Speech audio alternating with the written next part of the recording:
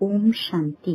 ಇಂದಿನ ಪರಮಾತ್ಮನ ಮಹಾವಾಕ್ಯ ಮುರುಳಿ ದಿನಾಂಕ 18/9/2025.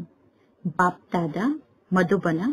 ಮಧುರ ಮಕ್ಕಳೇ, ಯಾವಾಗ ನೀವು ಹೂವಾಗುತ್ತೀರೋ ಆಗ ಈ ಭಾರತ ದೇಶ ಮುಳ್ಳಿನ ಕಾಡಿನಿಂದ ಸಂಪೂರ್ಣ ಹೂದೋಟ ಆಗುತ್ತದೆ.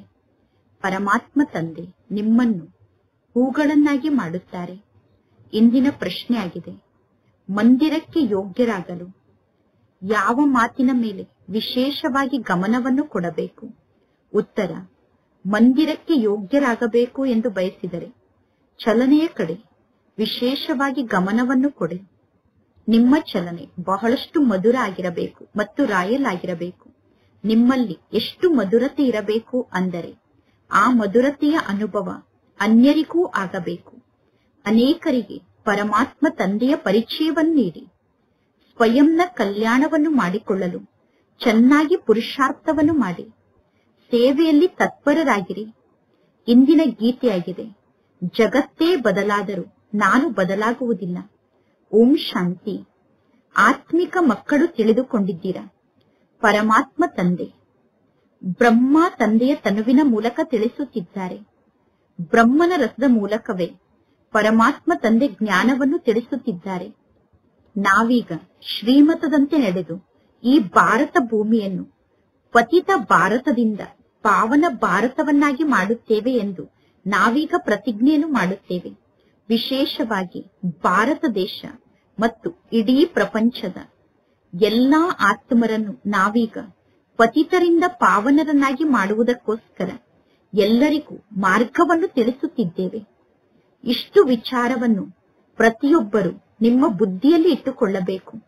ಪರಮಾತ್ಮ ತಂದೆ ತಿಳಿಸುತ್ತಾರೆ, ನಾಟಕದ ಅನುಸಾರ ಯಾವಾಗ ನೀವು ಹೂ ಆಗುತ್ತೀರೋ, ಯಾವಾಗ ಆ ಸಮಯ ಬರುತ್ತದೆಯೋ ಆಗ ಸಂಪೂರ್ಣ ಜಗತ್ತೇ ಹೂದೋಟ ಆಗುತ್ತದೆ. ನಿರಾಕಾರ ಪರಮಾತ್ಮ ತಂದೆಗೆ ಹೂದೋಟದ ಮಾಲೀಕ ಮತ್ತು ಮಾಲಿ ಎಂದು ಕರೆಯಲಾಗುತ್ತದೆ. ಆತ್ಮರಾದ ನೀವು ಕೂಡ ಮಾಲಿಯಾಗಿದ್ದೀರಾ. ಶರೀರ ತೋಟವನ್ನು ನೋಡಿಕೊಳ್ಳುವ ಮಾಲಿಯಲ್ಲ, ಆತ್ಮ ಮಾಲೀಕ ಆಗಿದೆ. ಪರಮಾತ್ಮ ತಂದೆ ತಿಳಿಸುತ್ತಾರೆ. ಅಂದ ಮೇಲೆ ತಂದೆ ಅವಶ್ಯವಾಗಿ ಶರೀರದ ಮೂಲಕವೇ ಜ್ಞಾನವನ್ನು ತಿಳಿಸುತ್ತಾರೆ ತಾನೆ. ಈ ಬ್ರಹ್ಮನ ತನುವಿನಲ್ಲಿ ಇರುವಾಗಲೇ ಪರಮಾತ್ಮ ತಂದೆಗೆ ತೋಟವನ್ನು ನೋಡಿಕೊಳ್ಳುವ ಮಾಲಿ ಅಥವಾ ಮಾಲೀಕ ಎಂದು ಕರೆಯಲಾಗುತ್ತದೆ. ಪರಮಾತ್ಮ ತಂದೆ ಈ ವಿಶ್ವವನ್ನು ಹೂದೋಟವನ್ನಾಗಿ ಮಾಡುತ್ತಾರೆ. ಭಾರತ ದೇಶ ಹೂದೋಟ ಆಗಿತ್ತು. ಅಲ್ಲಿ ಈ ದೇವತೆಗಳು ನಿವಾಸವನ್ನು ಮಾಡುತ್ತಿದ್ದರು. ಸತ್ಯಯುಗದಲ್ಲಿ ಯಾವುದೇ ಪ್ರಕಾರದ ದುಃಖ ಇರಲಿಲ್ಲ. ಇಲ್ಲಿ ಈ ಮುಳ್ಳಿನ ಕಾಡಿನಲ್ಲಿ ಬಹಳಷ್ಟು ದುಃಖ ಇದೆ. ಈ ರಾವಣ ರಾಜ್ಯ ಮುಳ್ಳಿನ ಕಾಡಾಗಿದೆ. ಯಾರು ತಕ್ಷಣ ಹೂವಾಗುವುದಿಲ್ಲ. ದೇವತೆಗಳ ಸಮ್ಮುಖಕ್ಕೆ ಹೋಗಿ ನಾವು ಅನೇಕ ಜನ್ಮದ ಪಾಪಿಗಳಾಗಿದ್ದೇವೆ, ನಾವು ಅಜಮಿಳನ ಸಮಾನ ಪಾಪಿಯಾಗಿದ್ದೇವೆ ಎಂದು ಹೇಳಿಕೊಳ್ಳುತ್ತಾರೆ. ಪರಮಾತ್ಮ ತಂದೆ ನೀವು ಬಂದು ನಮ್ಮನ್ನು ಪುಣ್ಯಾತ್ಮರನ್ನಾಗಿ ಮಾಡಿ ಎಂದು ಪ್ರಾರ್ಥನೆಯನ್ನು ಮಾಡುತ್ತಾರೆ. ಅಂದ ಮೇಲೆ ನಾವೀಗ ಪಾಪಾತ್ಮರಾಗಿದ್ದೇವೆ. ಯಾವ ಸಮಯದಲ್ಲಿ ನಾವು ಪುಣ್ಯಾತ್ಮರಾಗುತ್ತೇವೆ ಅನ್ನುವುದನ್ನು ಕೂಡ ಪರಮಾತ್ಮ ತಂದೆ ತಿಳಿಸುತ್ತಾರೆ. ಈಗ ಈ ಜಗತ್ತಿನಲ್ಲಿ ಪುಣ್ಯಾತ್ಮರ ಚಿತ್ರ ಮಾತ್ರ ಇದೆ.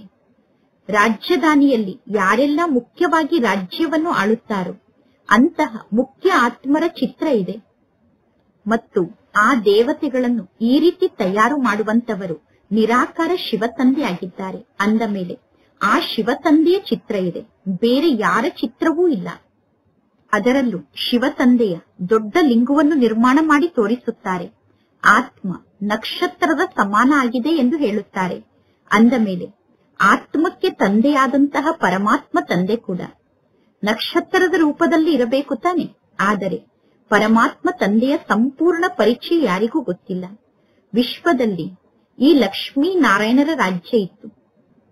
ದೇವತೆಗಳಾದಂತಹ ಲಕ್ಷ್ಮೀ ನಾರಾಯಣರ ಬಗ್ಗೆ ಎಲ್ಲೂ ನಿಂದನೆಯ ಮಾತನ್ನು ಬರೆದಿಲ್ಲ. ಆದರೆ ಕೃಷ್ಣನನ್ನು ಮಾತ್ರ ಕೆಲವೊಮ್ಮೆ ದ್ವಾಪರ ಯುಗಕ್ಕೆ ಕರೆದುಕೊಂಡು ಹೋಗಿ ದ್ವಾಪರ ಯುಗದಲ್ಲಿ ತೋರಿಸುತ್ತಾರೆ. ಇನ್ನು ಕೆಲವೊಮ್ಮೆ ಇನ್ನೊಂದು ಕಡೆ ಕರೆದುಕೊಂಡು ಹೋಗುತ್ತಾರೆ. ಲಕ್ಷ್ಮೀ ನಾರಾಯಣರು ಸ್ವರ್ಗಕ್ಕೆ ಮಾಲೀಕರಾಗಿದ್ದಾರೆ ಎಂದು ಎಲ್ಲರೂ ಹೇಳುತ್ತಾರೆ. ನಿಮ್ಮ ಗುರಿ ಉದ್ದೇಶವೇ ಲಕ್ಷ್ಮೀ ನಾರಾಯಣ ಆಗುವುದಾಗಿದೆ. ರಾಧಾಕೃಷ್ಣರು ಯಾರಾಗಿದ್ದಾರೆ ಅನ್ನುವ ಮಾತಿನಲ್ಲಿ ಮನುಷ್ಯರು ಬಹಳಷ್ಟು ಗೊಂದಲಕ್ಕೊಳಗಾಗಿದ್ದಾರೆ. ಮನುಷ್ಯರು ಯಾವ ಜ್ಞಾನದ ಮಾತನ್ನೂ ತಿಳಿದುಕೊಂಡಿಲ್ಲ.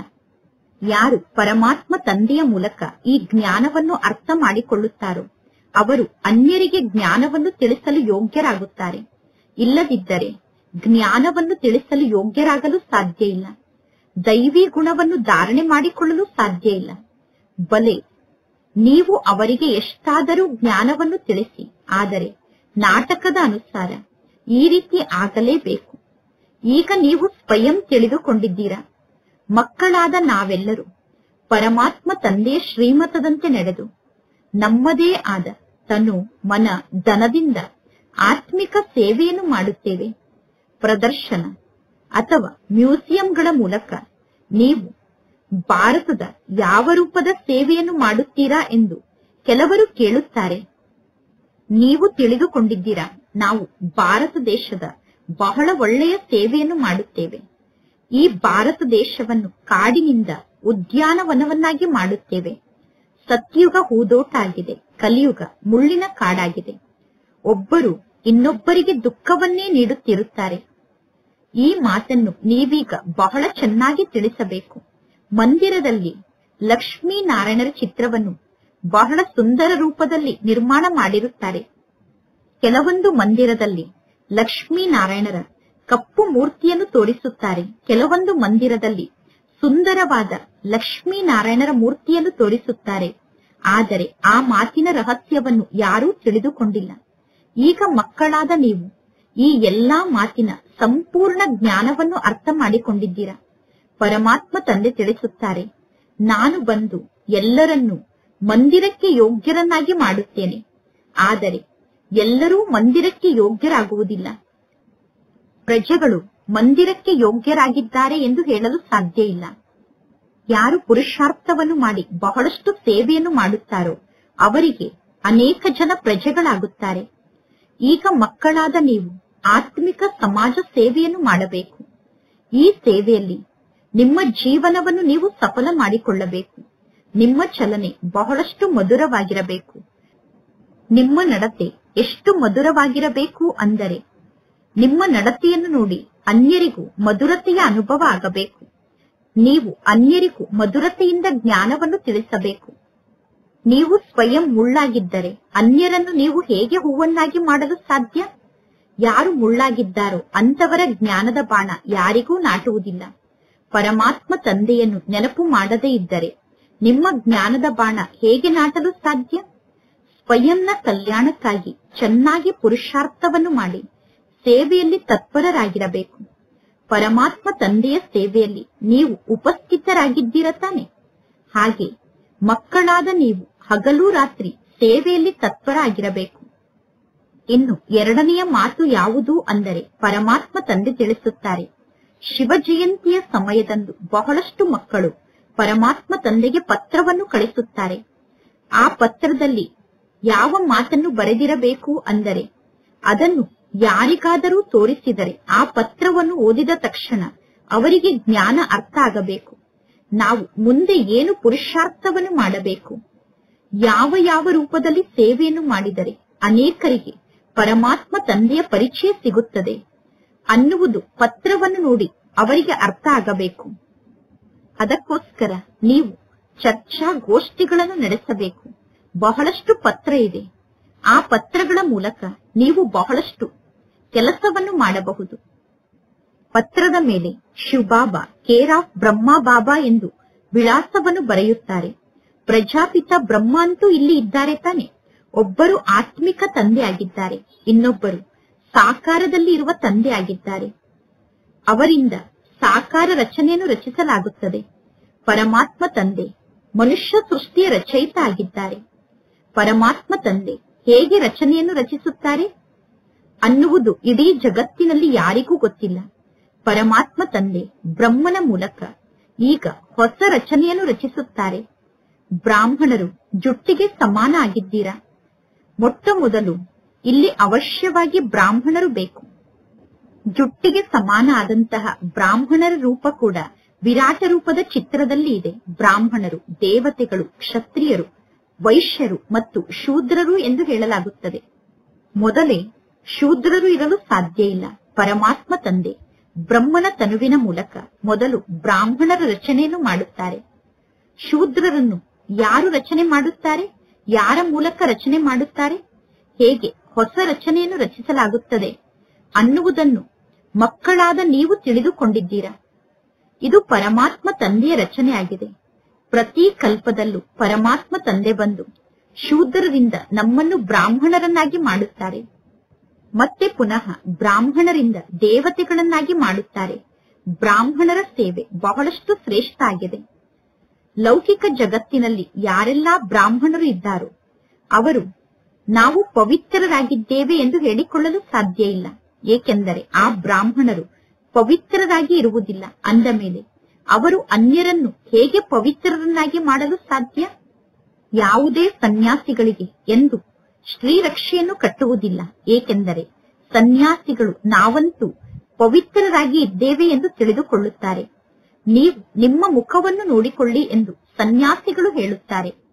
ಈಗ ಮಕ್ಕಳಾದ ನೀವು ಕೂಡ ಯಾರ ಮೂಲಕವೂ ಶ್ರೀರಕ್ಷೆಯನ್ನು ಕಟ್ಟಿಸಿಕೊಳ್ಳಬಾರದು. ಈ ಜಗತ್ತಿನಲ್ಲಿ ಒಬ್ಬರು ಇನ್ನೊಬ್ಬರಿಗೆ ಶ್ರೀರಕ್ಷೆಯನ್ನು ಕಟ್ಟುತ್ತಾರೆ. ಸಹೋದರಿ ಸಹೋದರನಿಗೆ ಶ್ರೀರಕ್ಷೆಯನ್ನು ಕಟ್ಟುತ್ತಾರೆ. ಈ ಪದ್ಧತಿ ಈಗ ಹುಟ್ಟಿಕೊಂಡಿದೆ.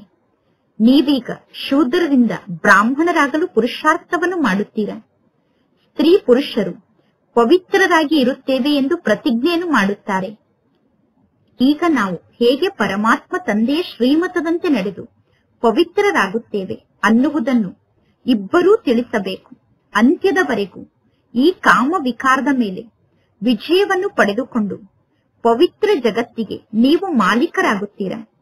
ಸತ್ಯುಗಕ್ಕೆ ಪವಿತ್ರ ಜಗತ್ತು ಎಂದು ಕರೆಯಲಾಗುತ್ತದೆ. ನೀವೆಲ್ಲರೂ ಪವಿತ್ರರಾಗಿದ್ದೀರಾ. ವಿಕಾರಕ್ಕೆ ಯಾರು ವಶಾಗಿ ಕೆಳಗಡೆ ಬೀಳುತ್ತಾರೋ ಅಂತವರಿಗೆ ನೀವು ಶ್ರೀರಕ್ಷೆಯನ್ನು ಕಟ್ಟಿ ಪ್ರತಿಜ್ಞೆಯನ್ನು ಮಾಡಿಸಿಕೊಳ್ಳಿ. ಯಾರು ಪವಿತ್ರರಾಗುತ್ತೇವೆ ಎಂದು ಪ್ರತಿಜ್ಞೆಯನ್ನು ಮಾಡಿ ಪುನಃ ಪತಿತರಾಗುತ್ತಾರೋ ಅವರಿಗೆ ನೀವು ಹೇಳಬೇಕು, ನೀವು ಶ್ರೀರಕ್ಷೆಯನ್ನು ಕಟ್ಟಿಸಿಕೊಳ್ಳಲು ಬಂದಿದ್ದೀರಿ. ಪುನಃ ಏನಾಯಿತು? ಮಾಯೆಗೆ ವಶಾಗಿ ಸೋತಿದ್ದಾರೆ ಎಂದು ಅವರನ್ನು ನೋಡಿ ಹೇಳಲಾಗುತ್ತದೆ. ಇದು ಯುದ್ಧದ ಮೈದಾನ ಆಗಿದೆ. ವಿಕಾರ ಬಹಳ ದೊಡ್ಡ ಶತ್ರು ಆಗಿದೆ. ಅಂದ ಮೇಲೆ ವಿಕಾರದ ಮೇಲೆ ವಿಜಯವನ್ನು ಪಡೆದುಕೊಂಡು ನೀವು ಜಗಜ್ಜೀತರಾಗಬೇಕು. ಅಂದರೆ ರಾಜಾರಾಣಿ ಆಗಬೇಕು. ಪ್ರಜೆಗಳಿಗೆ ಜಗಜ್ಜೀತರು ಎಂದು ಕರೆಯುವುದಿಲ್ಲ. ರಾಜಾರಾಣಿ ಆಗುವಂತವರು ಪರಿಶ್ರಮವನ್ನಂತೂ ಪಟ್ಟಿದ್ದಾರೆ ತಾನೆ. ಈಗ ನಾವು ಲಕ್ಷ್ಮಿ ಆಗುತ್ತೇವೆ ಅಥವಾ ನಾರಾಯಣ ಆಗುತ್ತೇವೆ ಎಂದು ಹೇಳುತ್ತಾರೆ. ಆದರೆ ಅವರು ಪುನಃ ರಾಮ ಅಥವಾ ಸೀತೆ ಆಗುತ್ತಾರೆ. ಲಕ್ಷ್ಮೀ ನಾರಾಯಣರ ನಂತರ ಅವರ ಸಿಂಹಾಸನವನ್ನು ಅವರ ಮಕ್ಕಳೇ ಅಲಂಕರಿಸುತ್ತಾರೆ. ಅಂದರೆ ಲಕ್ಷ್ಮೀ ನಾರಾಯಣರ ಮಕ್ಕಳೇ ಲಕ್ಷ್ಮೀ ನಾರಾಯಣರ ಸಿಂಹಾಸನದ ಮೇಲೆ ಕುಳಿತುಕೊಳ್ಳುತ್ತಾರೆ. ಆ ಲಕ್ಷ್ಮೀ ನಾರಾಯಣರು ಪುನಃ ಮುಂದಿನ ಜನ್ಮದಲ್ಲಿ ಕೆಳಗಡೆ ಬರುತ್ತಾರೆ. ಅವರು ಭಿನ್ನ ನಾಮರೂಪದಲ್ಲಿ ಸಿಂಹಾಸನವನ್ನು ಪ್ರಾಪ್ತಿ ಮಾಡಿಕೊಳ್ಳುತ್ತಾರೆ. ಆದ್ದರಿಂದ ಮೊದಲನೇ ನಂಬರ್ನಿಂದ ಲೆಕ್ಕವನ್ನು ಮಾಡಲಾಗುತ್ತದೆ. ಪುನರ್ಜನ್ಮವನ್ನಂತೂ ದೇವತೆಗಳು ಕೂಡ ಪಡೆದುಕೊಳ್ಳುತ್ತಾರೆ ತಾನೆ. ಲಕ್ಷ್ಮೀ ನಾರಾಯಣರ ಮಗ ಸಿಂಹಾಸನದ ಮೇಲೆ ಕುಳಿತಾಗ ಲಕ್ಷ್ಮೀ ನಾರಾಯಣರ ಮಗ ಸೆಕೆಂಡ್ ನಂಬರ್ನಲ್ಲಿ ಇರುತ್ತಾರೆ. ಕೆಳಗೆ ಇರುವಂತವರು ಮೇಲೆ ಹೋಗುತ್ತಾರೆ, ಮೇಲೆ ಇರುವಂತವರು ಕೆಳಗಡೆ ಬರುತ್ತಾರೆ. ಈಗ ಮಕ್ಕಳಾದ ನೀವು ಶ್ರೇಷ್ಠರಾಗುವುದಕ್ಕೋಸ್ಕರ ಸೇವೆಯಲ್ಲಿ ತೊಡಗಿದ್ದೀರಾ. ಪವಿತ್ರರಾಗುವುದು ಬಹಳ ಒಳ್ಳೆಯದು. ಈಗ ನೀವು ಪವಿತ್ರರಾಗುವಂತಹ ಅವಶ್ಯಕತೆ ಬಹಳಷ್ಟು ಇದೆ. ಪರಮಾತ್ಮ ತಂದೆ ತಿಳಿಸುತ್ತಾರೆ, ನಾನೀಗ ಈ ಜಗತ್ತನ್ನು ಪವಿತ್ರ ಜಗತ್ತನ್ನಾಗಿ ಮಾಡುತ್ತೇನೆ. ಕೆಲವರು ಬಹಳ ಚೆನ್ನಾಗಿ ಪುರುಷಾರ್ಥವನ್ನು ಮಾಡುತ್ತಾರೆ. ಇಡೀ ಜಗತ್ತೇ ಪವಿತ್ರ ಜಗತ್ತಾಗುತ್ತದೆ. ನಿಮಗಾಗಿ ಪರಮಾತ್ಮ ತಂದೆ ಸ್ವರ್ಗವನ್ನು ಸ್ಥಾಪನೆ ಮಾಡುತ್ತಾರೆ. ಈ ಆಟ ಇದೇ ರೀತಿ ಮಾಡಲ್ಪಟ್ಟಿದೆ. ನಾಟಕದ ಅನುಸಾರ ಇದೆಲ್ಲ ನಡೆಯಲೇಬೇಕು. ನೀವು ಪವಿತ್ರರಾದರೆ ವಿನಾಶ ಆರಂಭ ಆಗುತ್ತದೆ, ಸತ್ಯುಗ ಸ್ಥಾಪನೆ ಆಗುತ್ತದೆ. ಈ ನಾಟಕದ ಬಗ್ಗೆ ನೀವು ತಿಳಿದುಕೊಂಡಿದ್ದೀರಾ. ಸತ್ಯುಗದಲ್ಲಿ ದೇವತೆಗಳ ರಾಜ್ಯ ಇತ್ತು. ಈಗ ಆ ದೇವತೆಗಳ ರಾಜ್ಯ ಇಲ್ಲ. ಪುನಃ ದೇವತೆಗಳ ರಾಜ್ಯ ಸ್ಥಾಪನೆ ಆಗುತ್ತದೆ. ನೀವು ಆತ್ಮಿಕ ರಕ್ಷಣಾ ದಳದ ಆತ್ಮರಾಗಿದ್ದೀರಾ. ಅಂದರೆ ನೀವು ಆತ್ಮಿಕ ಸೈನಿಕರಾಗಿದ್ದೀರಾ. ನೀವು ಪಂಚವಿಕಾರದ ಮೇಲೆ ವಿಜಯವನ್ನು ಗಳಿಸಿ ಈಗ ಜಗಜ್ಜೀತರಾಗುತ್ತೀರಾ. ಜನ್ಮ ಜನ್ಮಾಂತರದ ಪಾಪವನ್ನು ಸಮಾಪ್ತಿ ಮಾಡಿಕೊಳ್ಳಲು ಪರಮಾತ್ಮ ತಂದೆ ಮಕ್ಕಳಿಗೆ ಯುಕ್ತಿಯನ್ನು ತಿಳಿಸುತ್ತಾರೆ. ಪರಮಾತ್ಮ ತಂದೆ ಒಮ್ಮೆ ಬಂದು ಯುಕ್ತಿಯನ್ನು ತಿಳಿಸಿಕೊಡುತ್ತಾರೆ. ರಾಜಧಾನಿ ಸ್ಥಾಪನೆ ಆಗುವವರೆಗೂ ವಿನಾಶ ಆಗಲು ಸಾಧ್ಯ ಇಲ್ಲ. ನೀವು ಬಹಳ ಗುಪ್ತ ಯೋಧರಾಗಿದ್ದೀರಾ. ಕಲಿಯುಗದ ನಂತರ ಸತ್ಯುಗ ಬರುತ್ತದೆ ಮತ್ತು ಸತ್ಯುಗದಲ್ಲಿ ಯಾವುದೇ ಪ್ರಕಾರದ ಜಗಳ ಇರುವುದಿಲ್ಲ. ಮಕ್ಕಳಿಗೆ ಗೊತ್ತಿದೆ, ಎಲ್ಲಾ ಆತ್ಮರು ಪಾತ್ರವನ್ನು ಅಭಿನಯ ಮಾಡುತ್ತಾರೆ. ಎಲ್ಲರ ಪಾತ್ರ ಕೂಡ ಈ ನಾಟಕದಲ್ಲಿ ಫಿಕ್ಸ್ ಆಗಿದೆ. ಹೇಗೆ ಕೈಗೊಂಬೆಗಳು ಇರುತ್ತದೆ ತಾನೆ? ನಾಟಕವನ್ನು ಮಾಡಿಸುವಂತವರು ಹೇಗೆ ಗೊಂಬೆಗಳ ಮೂಲಕ ನರ್ತನೆಯನ್ನು ಮಾಡಿಸುತ್ತಾರೋ ಆ ಗೊಂಬೆ ಅದೇ ರೀತಿ ನೃತ್ಯವನ್ನು ಮಾಡುತ್ತದೆ. ಈ ನಾಟಕದಲ್ಲಿ ಪ್ರತಿಯೊಬ್ಬರ ಪಾತ್ರ ಫಿಕ್ಸ್ ಆಗಿದೆ. ಪಾತ್ರವನ್ನು ಅಭಿನಯ ಮಾಡುತ್ತಾ ಮಾಡುತ್ತಾ ನೀವೀಗ ತಮೋ ಪ್ರಧಾನರಾಗಿದ್ದೀರಾ. ಈಗ ಪುನಃ ನೀವು ವಾಪಸ್ ಮೇಲೆ ಹೋಗುತ್ತೀರಾ, ಸತೋ ಪ್ರಧಾನರಾಗುತ್ತೀರಾ. ಇದು 1 ಸೆಕೆಂಡ್ನ ಜ್ಞಾನ ಆಗಿದೆ. ಸೆಕೆಂಡ್ನಲ್ಲಿ ನೀವು ಸತೋ ಪ್ರಧಾನರಾಗುತ್ತೀರಾ. ಪುನಃ ಕೆಳಗಡೆ ಇಳಿಯುತ್ತಾ ಇಳಿಯುತ್ತಾ ನೀವು ತಮೋ ಪ್ರಧಾನರಾಗುತ್ತೀರಾ. ಪರಮಾತ್ಮ ತಂದೆ ಪುನಃ ನಮ್ಮನ್ನು ಮೇಲಕ್ಕೆ ಕರೆದುಕೊಂಡು ಹೋಗುತ್ತಾರೆ. ವಾಸ್ತವದಲ್ಲಿ ಆ ಮೀನುಗಳು ಗಾಳದಲ್ಲಿ ಸಿಕ್ಕಿ ಹಾಕಿಕೊಳ್ಳುತ್ತದೆ. ಹಾಗೆ ಇಲ್ಲಿ ಮನುಷ್ಯಾತ್ಮರೂ ಕೂಡ ಈ ಸೃಷ್ಟಿ ನಾಟಕ ಅನ್ನುವ ಗಾಳದಲ್ಲಿ ಸಿಕ್ಕಿ ಹಾಕಿಕೊಂಡಿದ್ದಾರೆ. ನಾವು ಇಳಿಯುವ ಕಲೆ ಮತ್ತು ಏರುವ ಕಲೆಯಲ್ಲಿ ಬರುತ್ತೇವೆ. ಈ ನಾಟಕಕ್ಕನುಸಾರವಾಗಿ ಆತ್ಮರು ಇಳಿಯುವ ಕಲೆ ಮತ್ತು ಏರುವ ಕಲೆಯಲ್ಲಿ ಬರುತ್ತಾರೆ. ನೀವು ಏರುವ ಕಲೆಗೆ ಹೋಗುತ್ತೀರಾ. ಸಂಪೂರ್ಣ ಮೇಲೆ ಏರಿ ಸತ್ಯುಗಕ್ಕೆ ಹೋದ ನಂತರ ಪುನಃ ಕೆಳಗಡೆ ಇಳಿಯುತ್ತಾ ಇಳಿಯುತ್ತಾ ಮೇಲಿನಿಂದ ಕೆಳಗಡೆ ಇಳಿಯಲು 5000 ವರ್ಷ ಬೇಕಾಗುತ್ತದೆ. ಅಂದರೆ ಸತ್ಯುಗದಿಂದ ಸಂಪೂರ್ಣ ಕೆಳಗಡೆ ಇಳಿಯಲು 5000 ವರ್ಷ ಬೇಕಾಗುತ್ತದೆ. ಈ 84 ಜನ್ಮದ ಚಕ್ರ ಈಗ ನಿಮ್ಮ ಬುದ್ಧಿಯಲ್ಲಿ ಇದೆ. ಇಳಿಯುವ ಕಲೆ ಮತ್ತು ಏರುವ ಕಲೆಯ ರಹಸ್ಯವನ್ನು ಪರಮಾತ್ಮ ತಂದೆ ಮಕ್ಕಳಿಗೆ ತಿಳಿಸಿದ್ದಾರೆ. ಈಗ ನೀವು ನಂಬರ್ ವಾರಾಗಿ ಈ ಜ್ಞಾನವನ್ನು ತಿಳಿದುಕೊಂಡಿದ್ದೀರಾ ಮತ್ತು ಪುರುಷಾರ್ಥವನ್ನು ಮಾಡುತ್ತೀರಾ. ಯಾರು ಪರಮಾತ್ಮ ತಂದೆಯನ್ನು ನೆನಪು ಮಾಡುತ್ತಾರೋ ಅವರು ಬೇಗ ಮೇಲೆ ಹೋಗುತ್ತಾರೆ. ಇದು ಪ್ರವೃತ್ತಿ ಮಾರ್ಗ ಆಗಿದೆ. ಹೇಗೆ ಸ್ಪರ್ಧೆಯಲ್ಲಿ ಜೋಡಿಗಳು ಓಡುವುದಕ್ಕೋಸ್ಕರ ಜೋಡಿಗಳ ಕಾಲನ್ನು ಕಟ್ಟುತ್ತಾರೆ. ಒಬ್ಬರ ಕಾಲನ್ನು ಇನ್ನೊಬ್ಬರ ಕಾಲಿಗೆ ಕಟ್ಟಿ ಅವರನ್ನು ಓಡಿಸುತ್ತಾರೆ. ಉದಾಹರಣೆಗೆ ಎತ್ತುಗಳ ಸ್ಪರ್ಧೆಯನ್ನು ನಡೆಸುತ್ತಾರೆ. ಇದೂ ಕೂಡ ಒಂದು ಸ್ಪರ್ಧೆ ಆಗಿದೆ. ಯಾರಿಗಾದರೂ ಜೋಡಿಯಾಗಿ ಓಡುವ ಅಭ್ಯಾಸ ಇಲ್ಲ ಅಂದರೆ ಅವರು ಕೆಳಗಡೆ ಬೀಳುತ್ತಾರೆ. ಇಲ್ಲೂ ಕೂಡ ಅದೇ ರೀತಿ ಆಗುತ್ತದೆ. ಕೆಲವರು ಪುರುಷಾರ್ಥದಲ್ಲಿ ಮುಂದೆ ಹೋಗುತ್ತಾರೆ. ಜೋಡಿಗಳಲ್ಲಿ ಒಬ್ಬರು ಪುರುಷಾರ್ಥದಲ್ಲಿ ಮುಂದೆ ಹೋದರೆ ಇನ್ನೊಬ್ಬರು ಅವರನ್ನು ತಡೆಯುತ್ತಾರೆ. ತಡೆದರೆ ಇಲ್ಲಿ ಇಬ್ಬರೂ ಕೆಳಗಡೆ ಬೀಳುತ್ತಾರೆ. ಪರಮಾತ್ಮ ತಂದೆಗೂ ಕೂಡ ಆಶ್ಚರ್ಯ ಆಗುತ್ತದೆ. ವೃದ್ಧರಲ್ಲೂ ಕೂಡ ಕಾಮ ವಿಕಾರದ ಬೆಂಕಿ ಹತ್ತಿಕೊಂಡರೆ ಅವರೂ ಕೂಡ ಕೆಳಗಡೆ ಬೀಳುತ್ತಾರೆ. ಬೇರೆಯವರು ಅವರನ್ನು ಕೆಳಗಡೆ ಬೀಳಿಸಿದರು ಎಂದು ನೀವು ಹೇಳಲು ಸಾಧ್ಯ ಇಲ್ಲ. ಬೀಳುವುದು ಬೀಳದೇ ಇರುವುದು ನಮ್ಮ ಕೈಯಲ್ಲಿ ಇದೆ. ಯಾರಾದರೂ ಪೆಟ್ಟನ್ನು ಕೊಡುತ್ತಾರೆ ಅಂದರೆ ಯಾರಾದರೂ ಕೆಳಗಡೆ ಬೀಳುತ್ತಾರೆ. ಅವರು ನಮ್ಮನ್ನು ಕೆಳಗಡೆ ಬೀಳಿಸಲು ಪ್ರಯತ್ನ ಪಟ್ಟರೆ ನಾವೇಕೆ ಕೆಳಗಡೆ ಬೀಳಬೇಕು? ಏನೇ ಆಗಲಿ ನಾನು ಕೆಳಗಡೆ ಬೀಳುವುದಿಲ್ಲ ಅನ್ನುವ ಸಂಕಲ್ಪ ಇರಬೇಕು. ನೀವು ಕೆಳಗಡೆ ಬಿದ್ದರೆ ಅಲ್ಲಿಯವರೆಗೂ ಮಾಡಿಕೊಂಡಂತಹ ಎಲ್ಲಾ ಸಂಪಾದನೆ ಸಮಾಪ್ತಿಯಾಗುತ್ತದೆ. ಬಹಳ ದೊಡ್ಡ ಪೆಟ್ಟು ಬೀಳುತ್ತದೆ. ಬಹಳ ದೊಡ್ಡ ಪೆಟ್ಟು ಬಿದ್ದಾಗ ಮೂಳೆ ಕೂಡ ಮುರಿದು ಹೋಗುತ್ತದೆ. ನಂತರ ಅವರೇ ಪಶ್ಚಾತ್ತಾಪವನ್ನು ಪಡುತ್ತಾರೆ. ಪರಮಾತ್ಮ ತಂದೆ ಭಿನ್ನ ಭಿನ್ನ ಪ್ರಕಾರದಿಂದ ಎಲ್ಲಾ ಮಾತನ್ನೂ ತಿಳಿಸುತ್ತಾರೆ. ತಂದೆ ಈಗಲೂ ಕೂಡ ತಿಳಿಸಿದ್ದಾರೆ. ಶಿವ ಜಯಂತಿಯ ದಿನದಂದು ಎಂತಹ ಪತ್ರವನ್ನು ಬರೆಯಬೇಕು ಅಂದರೆ ಆ ಪತ್ರವನ್ನು ಮನುಷ್ಯರು ಓದಿದ ತಕ್ಷಣ ಅವರಿಗೆ ಆ ಪತ್ರದಲ್ಲಿರುವ ಜ್ಞಾನ ಅರ್ಥ ಆಗಬೇಕು. ಜ್ಞಾನದ ಬಗ್ಗೆ ವಿಚಾರ ಸಾಗರ ಮಂಥನವನ್ನು ಮಾಡಲು ಪರಮಾತ್ಮ ತಂದೆ ಸಮಯವನ್ನು ಕೊಡುತ್ತಾರೆ.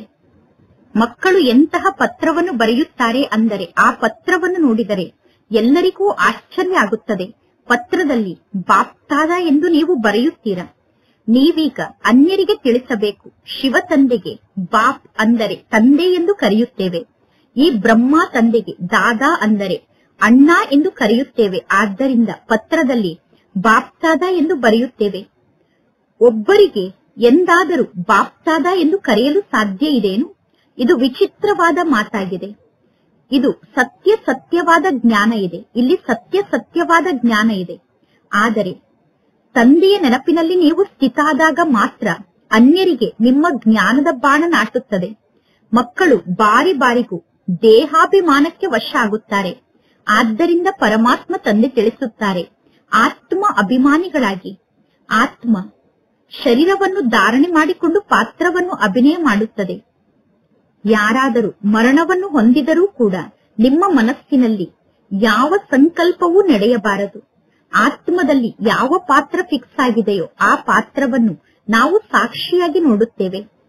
ಅವರು ಒಂದು ಶರೀರವನ್ನು ತ್ಯಾಗ ಮಾಡಿ ಇನ್ನೊಂದು ಶರೀರವನ್ನು ಧಾರಣೆ ಮಾಡಿಕೊಂಡು ಪಾತ್ರವನ್ನು ಅಭಿನಯ ಮಾಡಬೇಕಾಗುತ್ತದೆ. ಈ ಮಾತಿನಲ್ಲಿ ನಾವು ಏನನ್ನು ಮಾಡಲು ಸಾಧ್ಯ? ಈ ಜ್ಞಾನ ಈಗ ನಂಬರ್ ವಾರಾಗಿ ನಿಮ್ಮ ಬುದ್ಧಿಯಲ್ಲಿ ಇದೆ. ಕೆಲವರ ಬುದ್ಧಿಯಲ್ಲಿ ಜ್ಞಾನ ಧಾರಣೆ ಆಗುವುದೇ ಇಲ್ಲ. ಆದ್ದರಿಂದ ಅವರು ಯಾರಿಗೂ ಜ್ಞಾನವನ್ನು ತಿಳಿಸುವುದಿಲ್ಲ.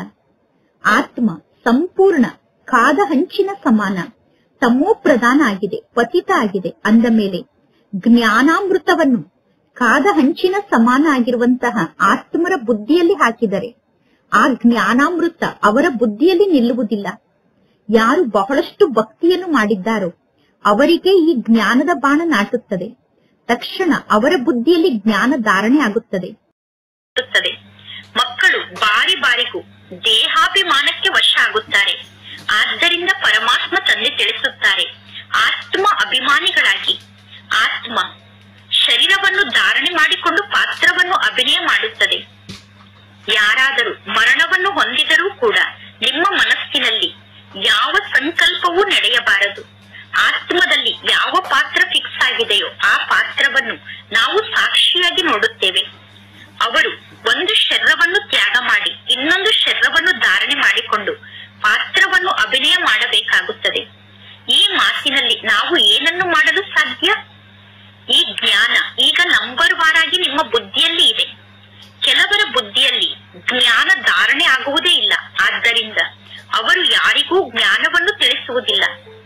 ಆತ್ಮ ಸಂಪೂರ್ಣ ಕಾದ ಹಂಚಿನ ಸಮಾನ ತಮೋ ಪ್ರಧಾನ ಆಗಿದೆ, ಪತಿತ ಆಗಿದೆ. ಅಂದ ಮೇಲೆ ಜ್ಞಾನಾಮೃತವನ್ನು ಕಾದ ಹಂಚಿನ ಸಮಾನ ಆಗಿರುವಂತಹ ಆತ್ಮರ ಬುದ್ಧಿಯಲ್ಲಿ ಹಾಕಿದರೆ ಆ ಜ್ಞಾನಾಮೃತ ಅವರ ಬುದ್ಧಿಯಲ್ಲಿ ನಿಲ್ಲುವುದಿಲ್ಲ. ಯಾರು ಬಹಳಷ್ಟು ಭಕ್ತಿಯನ್ನು ಮಾಡಿದ್ದಾರೋ ಅವರಿಗೆ ಈ ಜ್ಞಾನದ ಬಾಣ ನಾಟುತ್ತದೆ. ತಕ್ಷಣ ಅವರ ಬುದ್ಧಿಯಲ್ಲಿ ಜ್ಞಾನ ಧಾರಣೆ ಆಗುತ್ತದೆ. ಈ ಲೆಕ್ಕ ಬಹಳಷ್ಟು ಆಶ್ಚರ್ಯ ಪಡುವಂತಹ ಲೆಕ್ಕ ಆಗಿದೆ.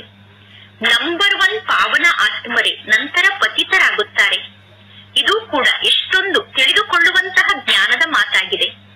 ಯಾರ ಅದೃಷ್ಟದಲ್ಲಿ ಇಲ್ಲವೋ ಅವರು ಈ ಶಿಕ್ಷಣವನ್ನು ಕಲಿಯುವುದನ್ನು ಬಿಟ್ಟು ಬಿಡುತ್ತಾರೆ. ಒಂದು ವೇಳೆ ಬಾಲ್ಯದಲ್ಲೇ ಈ ಜ್ಞಾನ ಮಾರ್ಗಕ್ಕೆ ಬಂದರೆ ಜ್ಞಾನ ಬುದ್ಧಿಯಲ್ಲಿ ಧಾರಣೆ ಆಗುತ್ತಾ ಹೋಗುತ್ತದೆ. ಅಂತವರನ್ನು ನೋಡಿ ಇವರು ಬಹಳಷ್ಟು ಭಕ್ತಿಯನ್ನು ಮಾಡಿದ್ದಾರೆ ಎಂದು ತಿಳಿದುಕೊಳ್ಳಲಾಗುತ್ತದೆ. ಇವರು ಬಹಳ ಬುದ್ಧಿವಂತರಾಗಿದ್ದಾರೆ ಎಂದು ಎಲ್ಲರೂ ತಿಳಿದುಕೊಳ್ಳುತ್ತಾರೆ. ಏಕೆಂದರೆ ದೊಡ್ಡವರಾದ ಮೇಲೆ ಕರ್ಮೇಂದ್ರಿಯ ದೊಡ್ಡದಾಗುವ ಕಾರಣ ತಿಳುವಳಿಕೆ ಜಾಸ್ತಿಯಾಗುತ್ತಾ ಹೋಗುತ್ತದೆ. ಲೌಕಿಕ ಮತ್ತು ಅಲೌಕಿಕ ಎರಡೂ ಕಡೆ ಗಮನವನ್ನು ಕೊಡುವುದರಿಂದ ಅವರಿಗೆ ಜ್ಞಾನದ ಪ್ರಭಾವ ಕಡಿಮೆ ಆಗುತ್ತಾ ಹೋಗುತ್ತದೆ. ನಂತರ ಅವರು ಜ್ಞಾನ ಮಾರ್ಗವನ್ನೇ ಬಿಟ್ಟು ಹೋಗಿಬಿಡುತ್ತಾರೆ.